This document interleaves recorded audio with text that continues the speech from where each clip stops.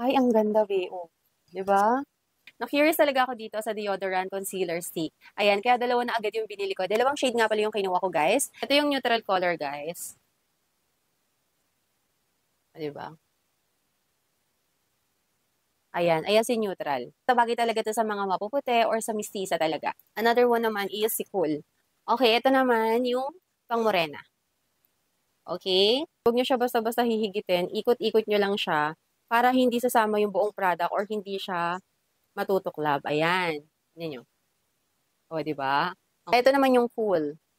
Ayan, ito si neutral, ito naman si cool. Ay, ito yung dalawang shade ng concealer. Ito-try ko siya sa aking underarm. Okay, ganyan.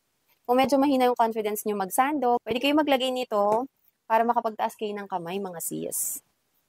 Okay, lagyan muna natin yung ating underarm. And ito yung kamatch ng aking skin tone. Ay, be, ang ganda, be. Wow! Ay, ang ganda, be. Oh. Di ba? So, ayan siya, guys.